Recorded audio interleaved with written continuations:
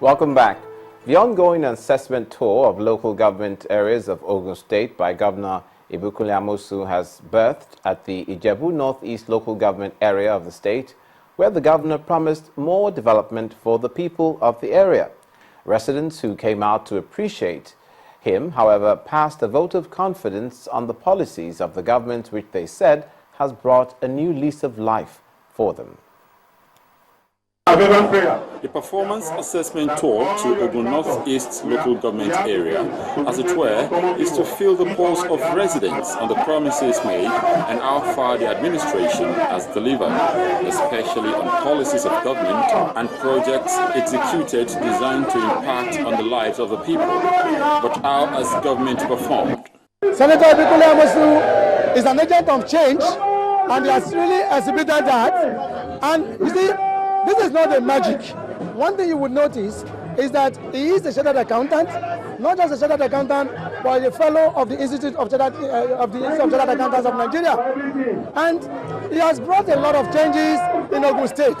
A lot of changes that were never envisaged, that were never expected, that were never thought by people that will happen in Ogun State, and what we are seeing or we are witnessing in Ogun State now. I want his return so that he can complete all his job he has started. It goes without saying. We want him back. He has done good roles and so on. We only hope and pray for him to complete it, because the roles he's doing in the Ogun State is massive. We only continue to pray for him so that he can complete it before his time expires. Governor Ijebu Amosun, however, pledged to deliver more developmental projects to the people. I have promised, and God willing, we are just allowing the road to subside. Once the road subsides, these are our roads. By the time I'm even coming for campaign, if we have not finished, you will see that we will have started. The second road that was listed, we will start it immediately. The third road, we will start it as well. And I can assure you, the first two will quickly be finished. The third one, we will start. Now that I've been told that all of those three roads are in one zone, we will move to another zone. Even if it is one road, we will start as well. Meanwhile, as political activities gather momentum, the governor has charged politicians to play according to the rules of the game to ensure a violence-free election in the state. Nigeria has joined other countries to celebrate the World Mental Health Day. This event, which is marked on the 10th of October every year, aims to make the public more aware of mental health. This year, the focus is on how persons living with schizophrenia, a type of mental disorder which affects thinking and behavior, can have on a person's existence. Tonight, our Focus on Health looks at the parameters that come into play in living with schizophrenia. Our correspondent, Mary Alali Yusuf, reports.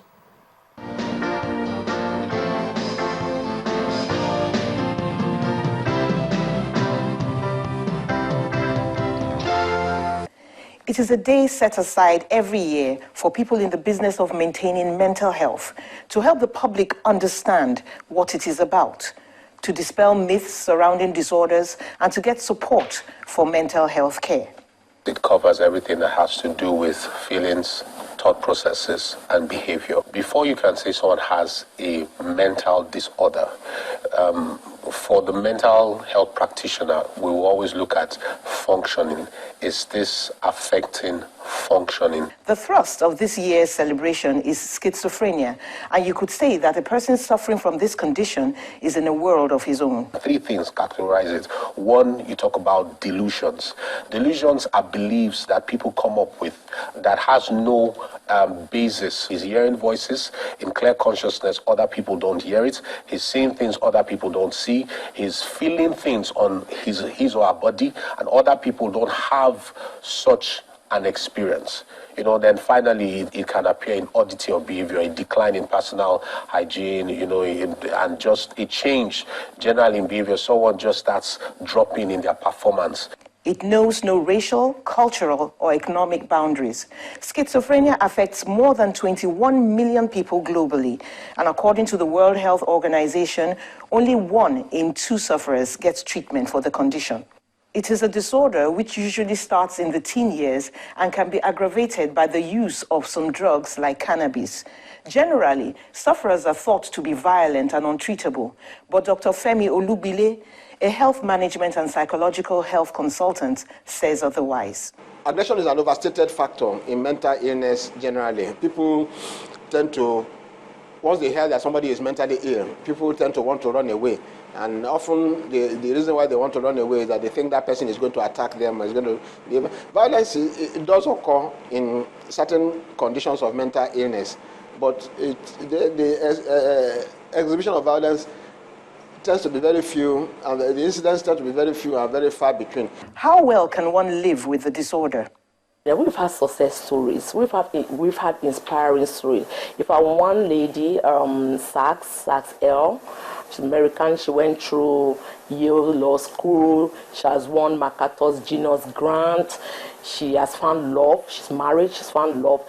She has talked on the TED television on how she's living with schizophrenia. She said one thing that is very important that is for, and she developed schizophrenia at the age of 16, is for you to be able to identify the problem on time, get the right treatment, get good support system. According to psychiatrists and psychologists, mental health care is not a task for doctors and nurses alone. But if people are more aware about the dynamics of mental disorders, then their actions will be more informed and appropriate.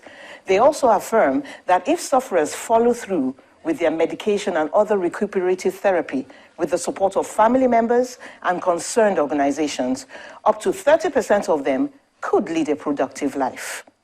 Mary Alale Yusuf, Channels Television News.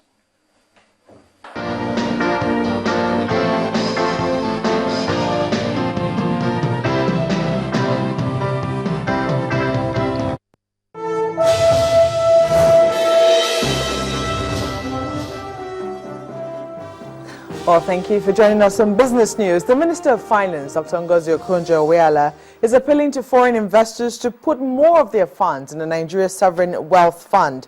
She made this call at the annual meeting of the World Bank and International Monetary Fund in Washington, D.C. Dr. Okonjo-Iweala says the Nigeria Sovereign Wealth Fund is rated the second most transparent in the world after that of Norway. She also stressed that although the working capital of the institution has been raised to $1.55 billion, the government is planning a permanent source to boosting the fund. The minister advised investors to continue to invest through the designated agency, the Nigeria Sovereign Investment Authority. Now, it's been explained that trust remains the major challenge militating against the e-commerce business in Nigeria. An expert, Mr. James Agada, describes the Nigerian market as a viable one, growing in spite of other challenges. According to him, the current level of growth recorded is a positive indicator that sees Nigeria choosing online payment over the pay-on-delivery option in the medium to long term. How do I know that if I buy the thing online that the man will deliver to me? How do I know that he will not deliver fake to me? And when you try to say, okay, let the man pay on delivery, how do you know that the man will pay on delivery? How do you know that he is not going to seize the goods, beat up the delivery man, and disappear with it? So a big issue with e-commerce everywhere is trust. What I think and what I realize is that each of these challenges also represent very big opportunities for entrepreneurs to solve those problems and grow their own business, and in doing so grow the entire e-commerce ecosystem. So I think it's a very good and bright future ahead.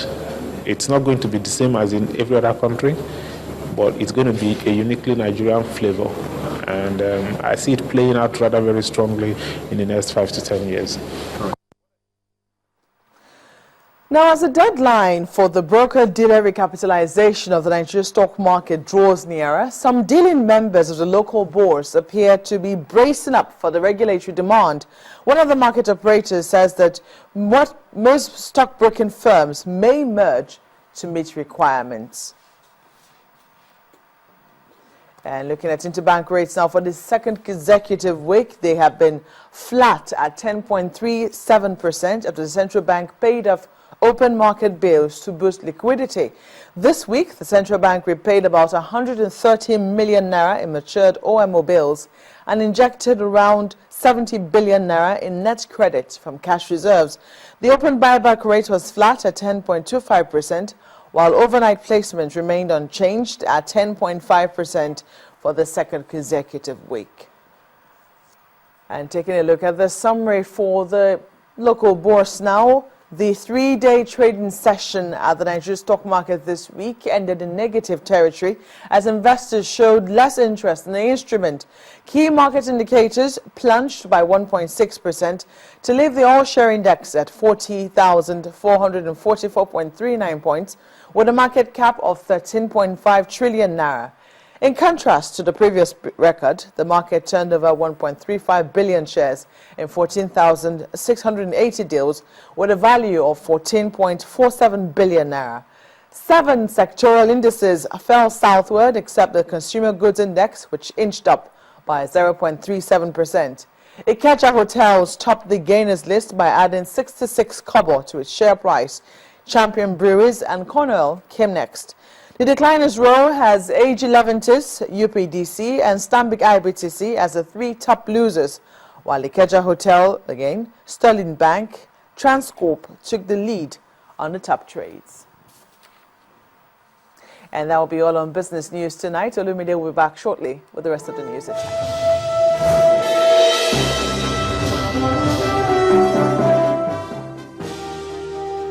Next on the news at 10, the Super Eagles walk on a tightrope towards the 2015 AFCON qualifiers after a 1-0 defeat tonight to Sudan.